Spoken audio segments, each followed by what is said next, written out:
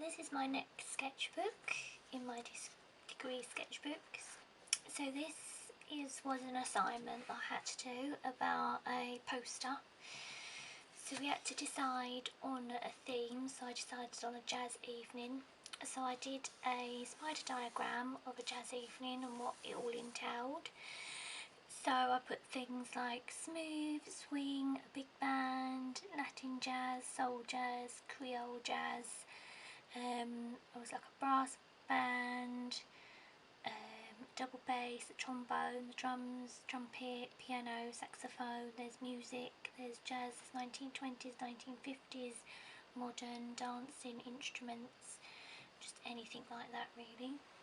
I then wrote myself a brief, just because I find that writing myself a brief helps me to come up with ideas and develop my poster. So I did that. Then I came up with a mood board. So this was the sort of styles I was thinking about and looking at. So I like the idea of like a piano, this sort of thing. These colours are what I was wanted to use because I researched the colours. This sort of style, quite graphic style, like a 1920s inspired, this sort of thing I quite liked. Having instruments in the graphic as well, and this sort of layout. So after that I went on to do some thumbnails.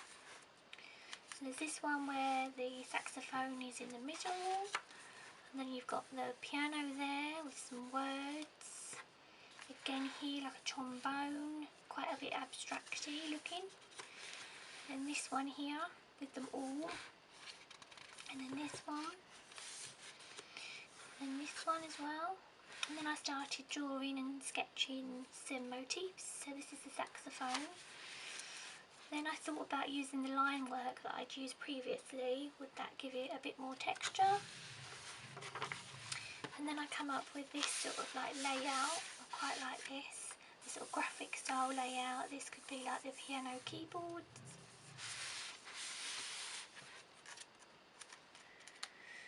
Then again sketching out the motifs and the elements I wanted to use, as the trombone, this word style and the piano. And then I liked this layout. I thought this was quite nice. Obviously it needed some more in the background. I then decided to work on the piano, so I did it in watercolours on watercolour paper to see how that would look, and it had nice texture and shading. And the same with the trombone. Again I used coloured pencils here and some sort of like hash shading. And then I was thinking about typography, what fonts would look quite jazz, have a jazz feel to it. And then this was my first annotation. So just setting in the basic motifs and sort of where the words might go, and then working on from that. And then in the next sketchbook, which is sketchbook 10, again I carried on with the annotations. So we got to this point, so I added some graphic colours in the background and some sort of like shapes. But I did have this stripe here which I didn't know where it had come from, and I kept working on it to hide it, but it was like baffling me a little bit. And again here I was still working on it, but that was still there, still couldn't seem to get rid of it. And then I finally got rid of it, and this was what I come up with.